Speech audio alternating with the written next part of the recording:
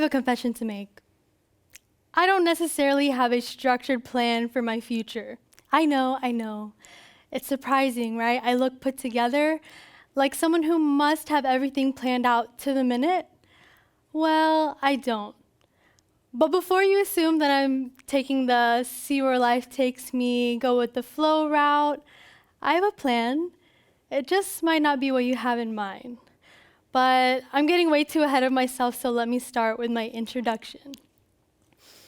My name is Alexis and I'm from Washington, D.C. I have a bachelor's degree in rehabilitation science from George Mason University. This degree is a stepping stone to becoming a physical therapist. But here's the thing. I'm not really sure if becoming a PT is what I want to do anymore. How did I get here? Well, it all started with a visit to my grandma's house. During my first semester of college, I went home to Virginia Beach for a family get-together. My grandma, or my mama is what I call her, was relaxing and eating dinner with us when suddenly her leg froze up. I sat there watching her, frantically wondering what to do. I could hear my mama scream and cry. I wanted to cry too because I couldn't do anything. After seeing how concerned I reacted, my mother suggested I look into studying physical therapy. Plus, my dad always encouraged me to be a doctor, so I was like, okay, this could be me. I'd be helping people like my mama, and I'd make my parents proud. Why not? Honesty hour, up until this point, I'd followed the path that I thought I was expected to. I went to college because it's the next step after high school, but I didn't really know what I wanted to go to college for. All I knew is that I had to go, and I had to decide on a major by my first year, or else I'd waste money on tuition and be a failure. No pressure, right? So of course, I prayed for my future plans constantly. But here's the thing.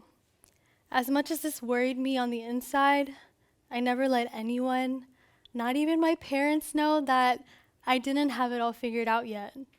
I tell myself, fake it till you make it. I didn't want anyone to worry about me. So when my mom suggested physical therapy, I figured this was the direction God wanted for me. I was going to get into PT school, but I knew it wouldn't be easy. Science classes were never my thing. I remember in high school I had to take chemistry. I was frantic. My grade just kept going down. I'd call my older sister on the phone all upset saying, Ate, no matter how hard I try, I just don't get it. I don't know what to do anymore. So believe me when I say, I was absolutely thrilled to be sitting in my first physics class in college. College physics lectures were so fast-paced. My game plan was to listen as much as I could and then study and review the material and figure it out on my own time. But the professor would just fly through the slides before I could even take in anything she would say. So when I'd sit down and read the slides on my own, I had no idea what I was doing. That didn't work too well for me. I even tried study groups, tutoring, and office hours, but I was still hopeless. It was like high school chemistry class all over again, but worse. This time, instead of crying on the phone to my older sister, I was crying all alone in my dorm room. Overwhelmed with stress and anxiety, I did what any overachiever does. I compared myself to the others in the class, the successful ones in the class. What did they do or have that I didn't? Was it because they had all the time in the world to study? Those were the moments when I found myself thinking, is this career even for me? If I can't even make it through undergrad, how am I going to make it through actual PT school? I was really hard on myself. I'd question my worth and my capability to be successful.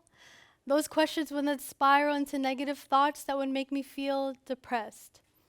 There'd be mornings I'd wake up in my dorm room staring at the ceiling, No motivation, no desire to get out of bed. I contemplated dropping the class altogether. Is this really worth the struggle? But you know what? When I think back on it now, my biggest fear wasn't the class, it was being seen as a failure. I wanted to make my family proud. I wanted to be a good example to my younger siblings. I wanted them to look at me and be inspired to work hard in their own future. You know, typical older sibling stuff.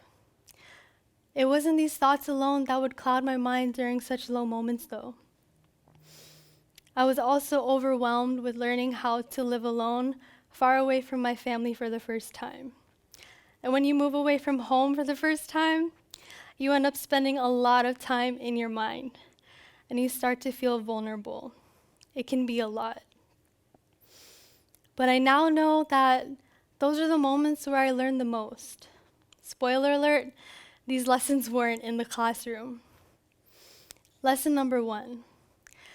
It's okay for things to not go my way.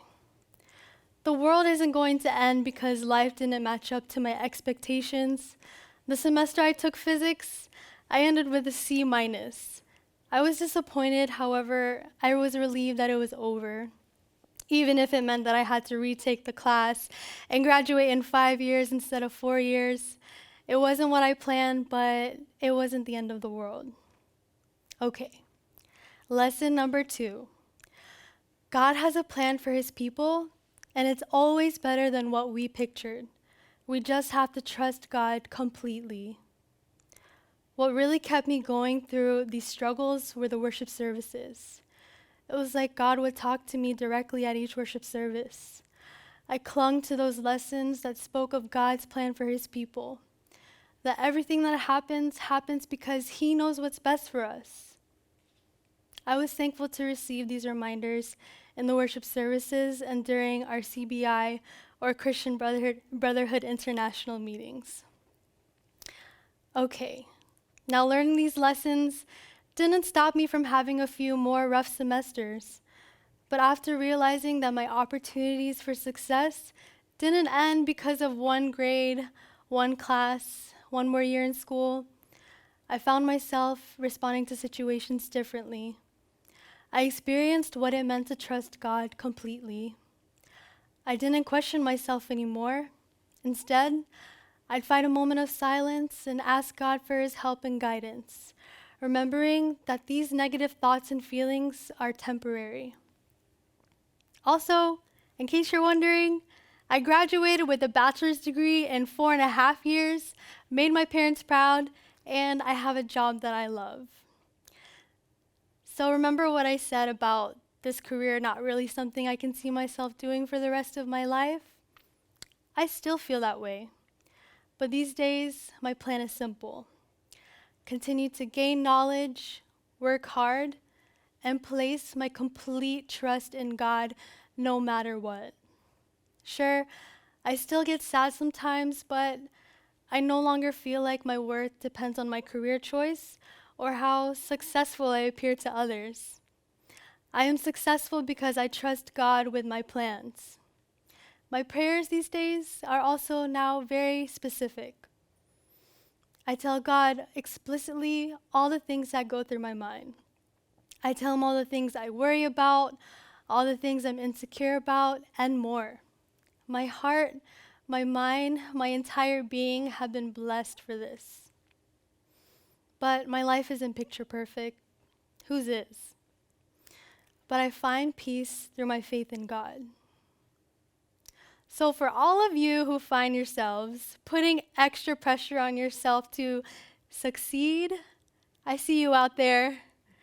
The best thing I could tell you is to just never give up trying your best and know you're not alone. God is right there ready to guide your plans and will never fail you. Thank you.